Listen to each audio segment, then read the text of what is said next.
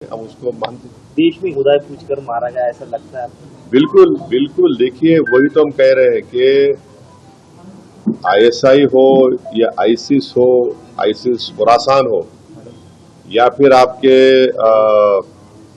जो deep state है या एस्टेब्लिशमेंट है पाकिस्तान का, वो तो यही चाहते हैं कि इस देश में हमेशा के लिए हिंदू मुसलमानों के झगड़े चलते रहे।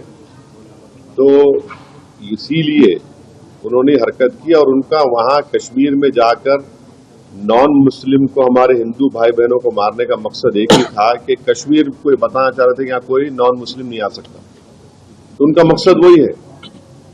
तो हम पूरे देशवासियों से अपील कर रहे हैं कि आप ऐसे वक्त पे, अपनी पॉलिटिकल डिफरेंसेस होंगे, मगर आप उन लोगों को कामयाब होने मत दीजिए जो इस देश को कमजोर करना चाहते हैं, इसकी यूनिटी को कमजोर करके।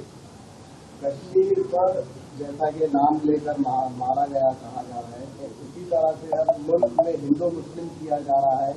बीजेपी लीडर जो है तो नाम लेकर पूछ कर मार रहे हैं। दादर का वाकया सामने आया है।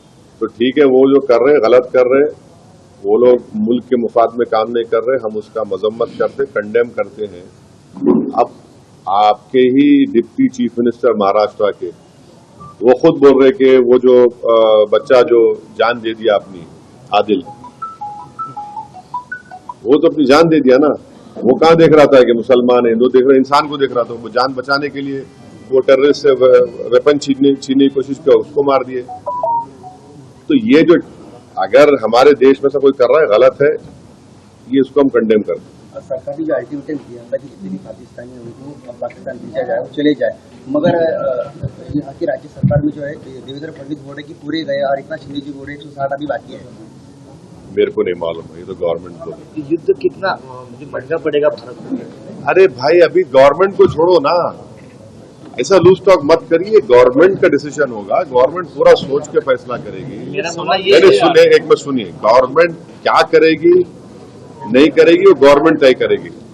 हमारा बोलना अपोजिशन कहता है कि आप इस पर स्ट्रांग एक्शन लीजिए, ये खत्म होना ये चीज। अब वो कैसा एक्शन लेंगे, क्या लेंगे, गवर्नमेंट पे तो थोड़ा आपको तो उनको छोड़ना पड़ेगा ना।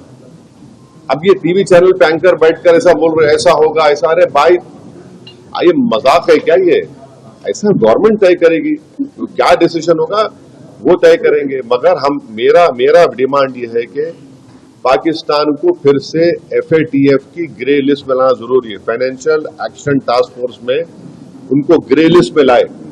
ग्रे लिस्ट में लाए तो उनको ये देखिए, इलीगल पैसों से फाइनेंस करे टेररिज्म ये लोग,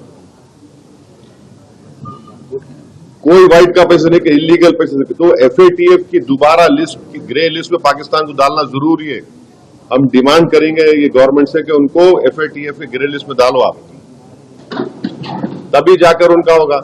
और हम लोग पूरा उन पर साइबर अटैक करना, हमारे पास एथिकल हैकर्स है, हमारे पास नेवल और एयरफोर्स ब्लॉकेट कर सकते, इंटरनेशनल लॉ में कर सकते हम। और अगर कल कोई एक्शन गवर्नमेंट लेगी तो यूनाइटेड नेशन का कानून है आर्टिकल 51, जो सेल्फ डिफेंस में आपको राइट देता, और नॉन स्टेट एक्टर्स के खिलाफ भी आप एक्शन ले सकते। तो ये सब चीजें हैं। और भारत के संविधान में आर्टिकल 355 है। 355 के तहत कोई स्टेट में अगर एक्सटर्नल एग्रेशन होता तो सरकार की जिम्मेदारी उसको रोकने की। फिलहाल भुट्टो ने कहा है कि पानी अगर बंद करेंगे तो खून की नदियां बहेगी। छोड़िए ना, बचपने की बातें नहीं करना। उनके नाना से क्या हुआ था उनको नहीं मालूम, उनकी वालदा से क्या हुआ था उनको नहीं मालूम। उनकी वालदा को दहशतगर्द मार दिया, तो कम से कम उन्हें तो ये बात नहीं करना। आप किससे बात कर रहे हैं, आप क्या बोल रहे हैं, आपको अंदाजा भी है। जब तक अमेरिका आपको यहां से वहां से कुछ नहीं था तो आप मुल्क नहीं चाह सकते, आप हमारे को आंखें दिखा रहे हैं आप। सुरक्षा